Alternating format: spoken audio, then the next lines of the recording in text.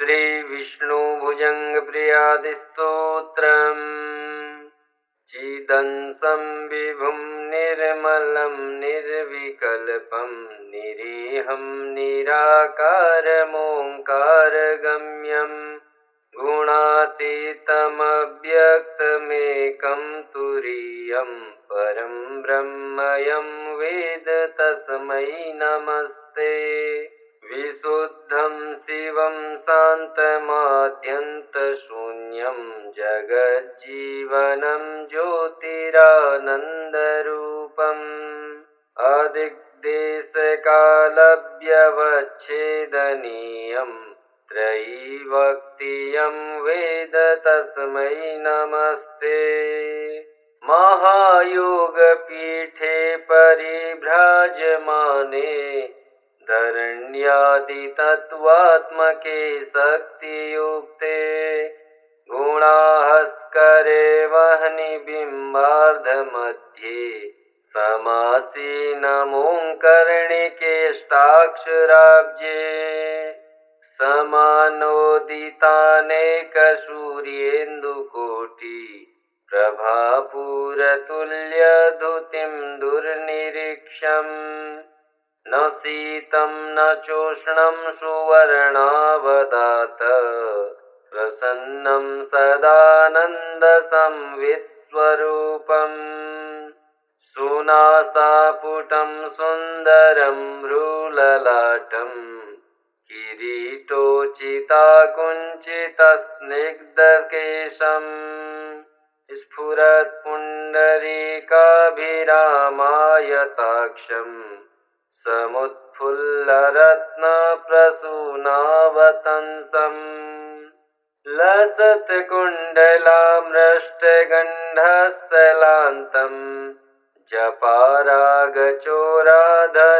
चारुहासम् अलिव्याकुलामौलिमन्दारमालम् महोरस्फुरत्कौस्तुभोदारहारम् सुरत्नाङ्गदैरन्वितं बाहुदण्डैश्चतुर्भिश्चलत्कङ्कणालङ्कृताग्रैः उदारोदरालङ्कृतं पीतवस्त्रं पदद्वन्द्वनिरधूतपद्माभिरामम् स्वभक्तेषु सन्दर्शिताकारमेवं सदा भावयन् संनिरुद्धेन्द्रियाश्व दुरापं नरो याति संसारपारम् परस्मै परेभ्योऽपि तस्मै नमस्ते।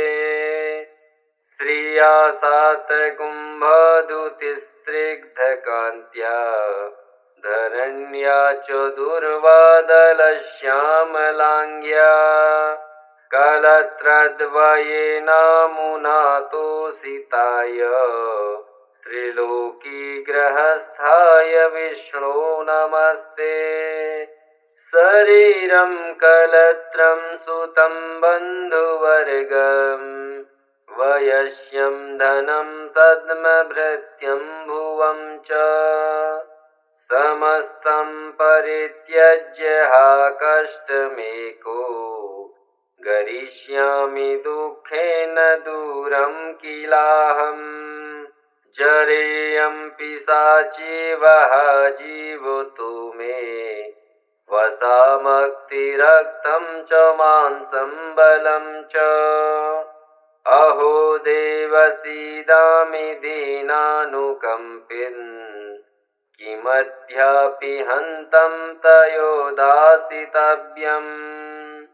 कफव्याहतोक्षोणबर्वासवेग व्यथा विस्फुरः सर्वमर्मास्ति बन्धाम् विचिन्त्याहमन्त्यामसङ्ख्यामवस्थाम् बिभेमि प्रभो किं करोमि प्रसीद लपन्नच्युतानन्त गोविन्द विष्णो मुरारे हरे नाथ नारायणेति यथानुस्मरिष्यामि भक्त्या भवन्तम् तथा मे दयाशीलदेव प्रसीद।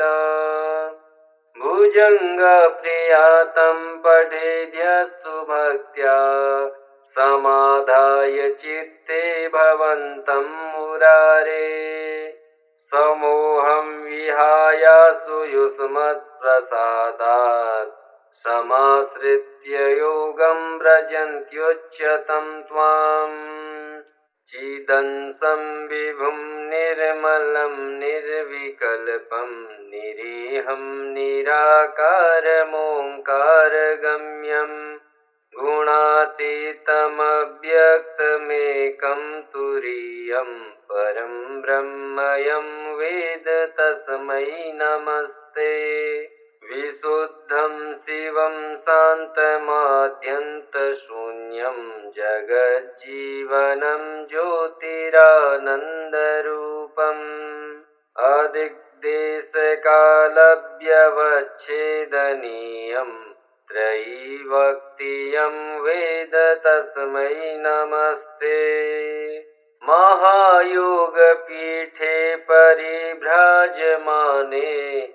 धरण्यादितत्त्वात्मके शक्तियुक्ते गुणाहस्करे वह्नि बिम्बार्धमध्ये समासीनमोङ्कर्णिकेष्टाक्षराब्जे समानोदितानेकसूर्येन्दुकोटि प्रभापूरतुल्यधुतिं दुर्निरीक्षम् न शीतं न चोष्णं सुवर्णावदात प्रसन्नं सदानन्दसंवित्स्वरूपम् सुनासापुटं सुन्दरं भ्रूललाटं किरीटोचिताकुञ्चितस्निग्धकेशम् स्फुरत्पुण्डरीकाभिरामायताक्षम् समुत्फुल्लरत्नप्रसूनावतंसम् लसत्कुण्डलाम्रष्टगन्धस्थलान्तं जपारागचोराधरं चारुहासम् अलिव्याकुलामौलिमन्दारमालम् महोरस्फुरत्कौस्तुभोदारहारम् सुरत्नाङ्गदैरन्वितं बाहुदण्डैश्चतुर्भिश्चलत्कङ्कणालङ्कृताग्रैः उदारोदरालङ्कृतं पीतवस्त्रम् पदद्वन्द्वनिरधूतपद्माभिरामम् स्वभक्तेषु सन्दर्शिताकारमेवम् सदा भावयन् संनिरुद्धेन्द्रियाश्व दूरापं नरो याति संसारपारम् परस्मै परेभ्योऽपि तस्मै नमस्ते। श्रिया सातकुम्भधुतिस्निग्धकान्त्या धरण्या च दुर्वादलश्यामलाङ्ग्या कलत्रद्वयेनामुनातोषिताय त्रिलोकीग्रहस्थाय विष्णो नमस्ते। शरीरं कलत्रं सुतं बन्धुवर्गं वयस्यं धनं तद्मभृत्यं भुवं च समस्तं परित्यज्य हा कष्टमेको गरिष्यामि दुःखेन दूरं किलाहम्। जरेयं पिशाची वः जीवतो मे वसामक्तिरक्तं च मांसं बलं च अहो देवसीदामि दीनानुकम्पिन् किमद्यापि हन्तं तयोदासितव्यम्। कफव्याहतोक्षोणबर्वासवेग व्यथा विस्फुरः सर्वमर्मास्ति बन्धम् विचिन्त्याहमन्त्यामसङ्ख्यामवस्थाम् बिभेमि प्रभो किं करोमि प्रसीद लपन्नच्युतानन्त गोविन्द विष्णो मुरारे हरे नाथ नारायणेति यथानुस्मरिष्यामि भक्त्या भवन्तम् तथा मे दयाशीलदेव प्रसीद भुजङ्गप्रियातं पठेद्यस्तु भक्त्या समाधाय चित्ते भवन्तं मुरारे समोहं विहायासु युष्मत्प्रसादात्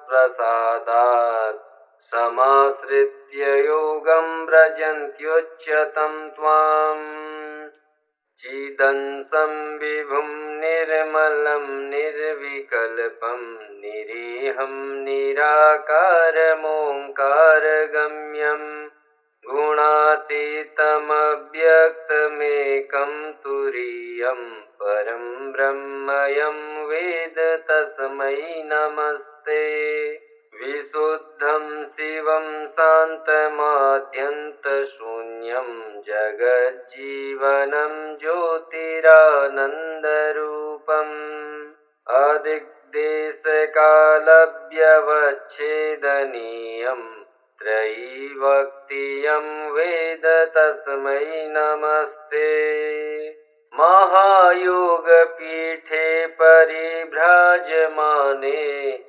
धरण्यादितत्त्वात्मके शक्तियुक्ते गुणाहस्करे वह्नि बिम्बार्धमध्ये समासीनमोङ्कर्णिकेष्टाक्षराब्जे समानोदितानेकसूर्येन्दुकोटि प्रभापूरतुल्यधुतिं दुर्निरीक्षम् न शीतं न चोष्णं सुवर्णावदात प्रसन्नं सदानन्दसंवित्स्वरूपम् सुनासापुटं सुन्दरं भ्रूललाटं किरीटोचिताकुञ्चितस्निग्धकेशम् स्फुरत्पुण्डरीकाभिरामायताक्षम्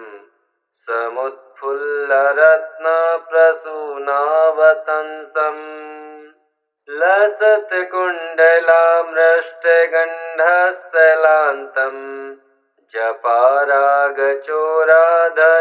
चारुहासम् अलिव्याकुलामौलिमन्दारमालम् महोरस्फुरत्कौस्तुभोदारहारम् सुरत्नाङ्गदैरन्वितं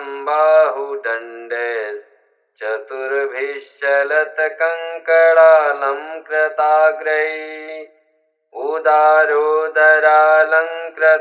पीतवस्त्रम् पदद्वन्द्वनिरधूतपद्माभिरामम् स्वभक्तेषु सन्दर्शिताकारमेवम् सदा भावयन् संनिरुद्धेन्द्रियाश्व दूरापं नरो याति संसारपारम् परस्मै परेभ्योऽपि तस्मै नमस्ते श्रिया सातकुम्भधुतिस्निग्धकान्त्या धरण्या च दुर्वादलश्यामलाङ्ग्या कलत्रद्वयेनामुनातोषिताय त्रिलोकीग्रहस्थाय विष्णो नमस्ते शरीरं कलत्रं सुतं बन्धुवर्गम् वयस्यं धनं तद्मभृत्यं भुवं च समस्तं परित्यज्य हा कष्टमेको गरिष्यामि दुःखेन दूरं किलाहम् जरेयं पिशाची वह जीवतु मे वसामक्तिरक्तं च मांसं बलं च अहो देवसीदामि दीनानुकम्पिन् किमद्यापि हन्तं तयोदासितव्यम् कफव्याहतोक्षोणबर्वासवेग व्यथा विस्फुरः सर्वमर्मास्ति बन्धाम् विचिन्त्याहमन्त्यामसङ्ख्यामवस्थाम् बिभेमि प्रभो किं करोमि प्रसीद लपन्नच्युतानन्त गोविन्द विष्णो मुरारे हरे नाथ नारायणेति यथानुस्मरिष्यामि भक्त्या भवन्तम् तथा मे दयाशीलदेव प्रसीद भुजङ्गप्रियातं पठेद्यस्तु भक्त्या समाधाय चित्ते भवन्तं मुरारे समोहं विहाय सुयुष्मत्प्रसादात् समाश्रित्य योगं व्रजन्त्युच्यतं त्वाम् चिदंसं विभुं निर्मलं निर्विकल्पं निरीहं निराकारमोङ्कारगम्यं गुणातीतमव्यक्तमेकं तुरीयं परं ब्रह्मयं वेद तस्मै नमस्ते विशुद्धं शिवं शान्तमाद्यन्तशून्यं जगज्जीवनं ज्योतिरानन्दरूपम् अदिग्देशकालव्यवच्छेदनीयं त्रयीवक्तियं वेद तस्मै नमस्ते महायोगपीठे परिभ्राजमाने धरण्यादितत्त्वात्मके शक्तियुक्ते गुणाहस्करे वह्नि बिम्बार्धमध्ये समासीनमोङ्कर्णिकेष्टाक्षराब्जे समानोदितानेकसूर्येन्दुकोटि प्रभापूरतुल्यधुतिं दुर्निरीक्षम् न शीतं न चोष्णं सुवर्णावदात प्रसन्नं सदानन्दसंवित्स्वरूपम् सुनासापुटं सुन्दरं भ्रूललाटं किरीटोचिताकुञ्चितस्निग्धकेशम् स्फुरत्पुण्डरीकाभिरामायताक्षम् समुत्फुल्लरत्नप्रसूनावतंसम् लसत्कुण्डलाम्रष्टगन्धस्थलान्तं जपारागचोराधरं चारुहासम् अलिव्याकुलामौलिमन्दारमालम् महोरस्फुरत्कौस्तुभोदारहारम् सुरत्नाङ्गदैरन्वितं बाहुदण्डैश्चतुर्भिश्चलत्कङ्कणालङ्कृताग्रैः उदारोदरालङ्कृतं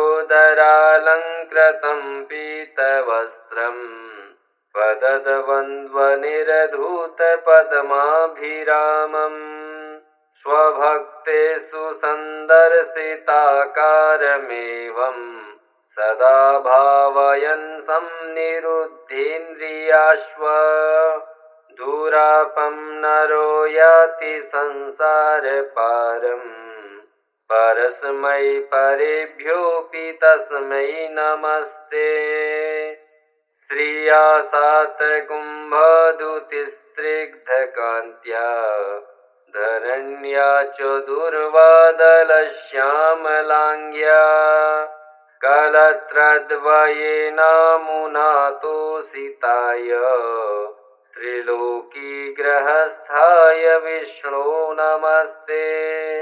शरीरं कलत्रं सुतं बन्धुवर्गं वयस्यं धनं पद्मभृत्यं भुवं च समस्तं परित्यज्य हा कष्टमेको गरिष्यामि दुःखेन दूरं किलाहम्। जरेयं पिशाची वह जीवतु मे वसामक्तिरक्तं च मांसं बलं च। अहो देवसीदामि दीनानुकम्पिन् किमद्यापि हन्तं तयोदासितव्यम्। कफव्याहतो क्षोणबर्वासवेग व्यथा विस्फुरः सर्वमर्मास्ति बन्धाम्। विचिन्त्याहमन्त्यामसङ्ख्यामवस्थाम् बिभेमि प्रभो किं करोमि प्रसीद।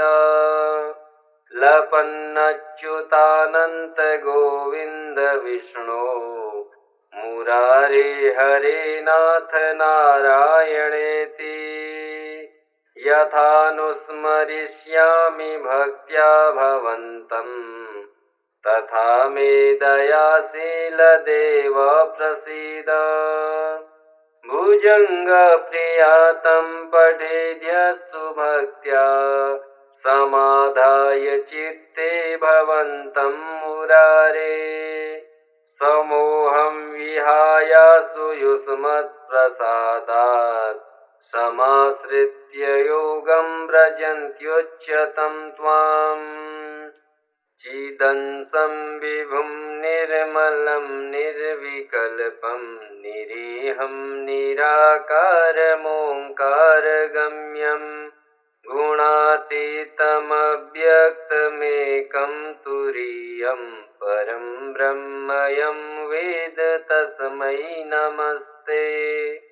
विशुद्धं शिवं शान्तमाद्यन्तशून्यं जगज्जीवनं ज्योतिरानन्दरूपम् अदिग्देशकालव्यवच्छेदनीयं त्रयीवक्तियं वेद तस्मै नमस्ते।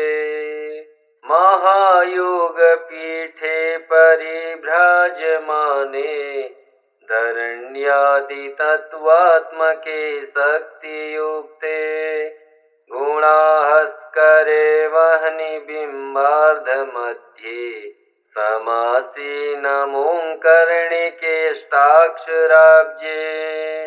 समानोदितानेकसूर्येन्दुकोटि प्रभापूरतुल्यधुतिं दुर्निरीक्षम्। न शीतं न चोष्णं सुवर्णावदात प्रसन्नं सदानन्दसंवित्स्वरूपम्।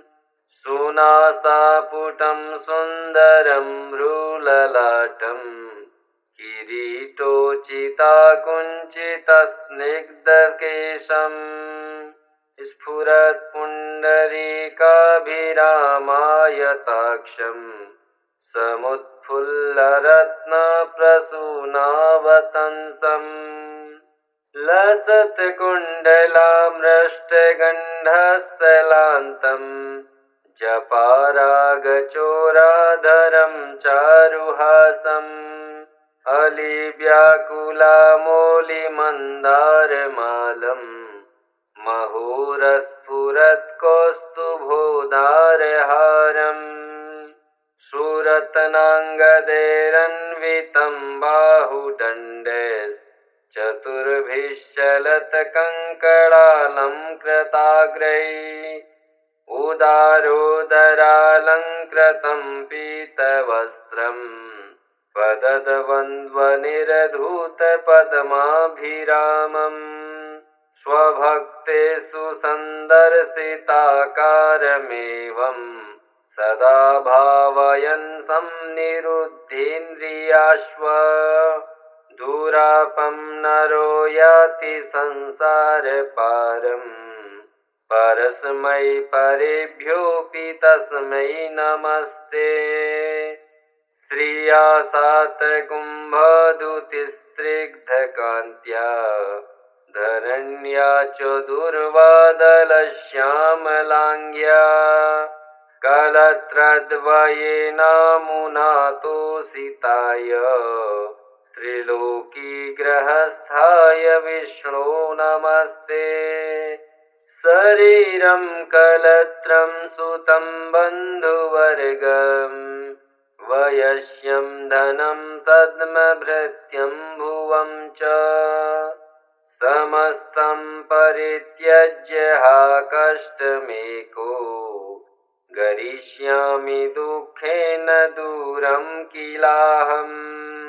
जरेयं पिशाची वः जीवतु मे वसामक्तिरक्तं च मांसं बलं च अहो देवसीदामि दीनानुकम्पिन् किमद्यापि हन्तं तयोदासितव्यम्। कफव्याहतोक्षोणबर्वासवेग व्यथा विस्फुरः सर्वमर्मास्ति बन्धाम् विचिन्त्याहमन्त्यामसङ्ख्यामवस्थाम् बिभेमि प्रभो किं करोमि प्रसीद। लपन्नच्युतानन्त गोविन्द विष्णो मुरारे हरे नाथ नारायणेति यथानुस्मरिष्यामि भक्त्या भवन्तम् तथा मे दयाशील देव प्रसीद। भुजङ्गप्रियातं पठेद्यस्तु भक्त्या समाधाय चित्ते भवन्तं मुरारे समोहं विहायासु युष्मत्प्रसादात् समाश्रित्य योगं व्रजन्त्युच्यतं त्वाम्। चिदंसं विभुं निर्मलं निर्विकल्पं निरीहं निराकारमोङ्कारगम्यं गुणातीतमव्यक्तमेकं तुरीयं परं ब्रह्मयं वेद तस्मै नमस्ते।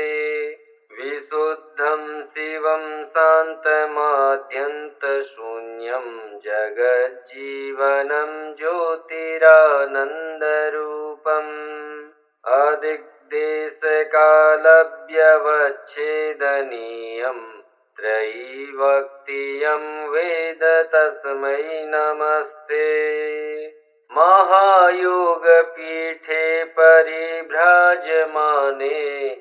धरण्यादितत्त्वात्मके शक्तियुक्ते गुणाहस्करे वह्नि बिम्बार्धमध्ये समासीनमोङ्कर्णिकेष्टाक्षराब्जे समानोदितानेकसूर्येन्दुकोटि प्रभापूरतुल्यधुतिं दुर्निरीक्षम् न शीतं न चोष्णं सुवर्णावदात प्रसन्नं सदानन्दसंवित्स्वरूपम् सुनासापुटं सुन्दरं भ्रूललाटं किरीटोचिताकुञ्चितस्निग्धकेशम् स्फुरत्पुण्डरीकाभिरामायताक्षम्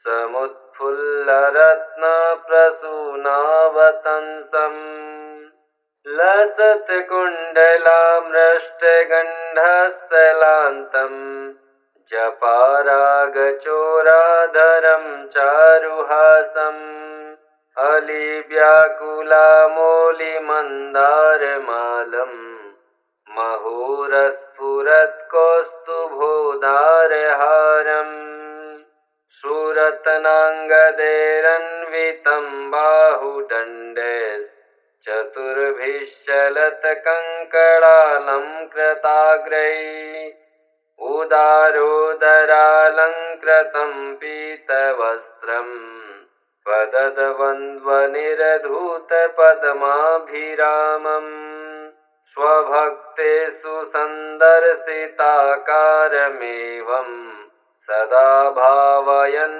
संनिरुद्धेन्द्रियाश्व दूरापं नरो याति संसारपारम् परस्मै परेभ्योऽपि तस्मै नमस्ते।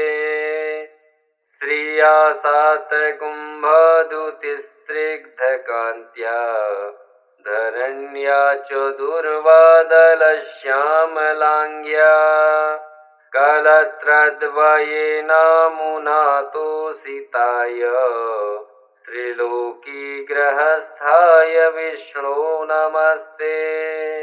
शरीरं कलत्रं सुतं बन्धुवर्गम् वयस्यं धनं तद्मभृत्यं भुवं च समस्तं परित्यज्य हा कष्टमेको गरिष्यामि दुःखेन दूरं किलाहम् जरेयं पिशाची वः जीवतु मे वसामक्तिरक्तं च मांसं बलं च अहो देवसीदामि दीनानुकम्पिन् किमद्यापि हन्तं तयोदासितव्यम् कफव्याहतोक्षोणबर्वासवेग व्यथा विस्फुरः सर्वमर्मास्ति बन्धाम्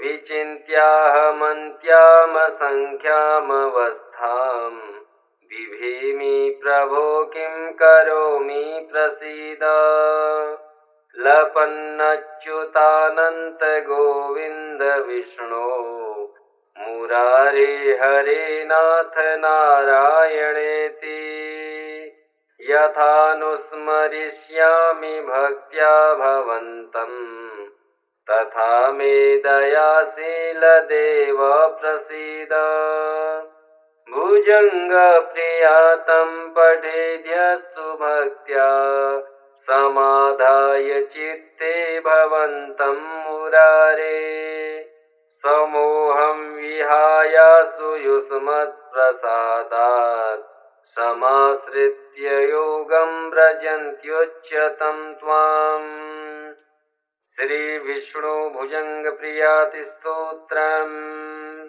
श्रीविष्णोर्पणमस्तु। ॐ श्रीविष्णवे नमः।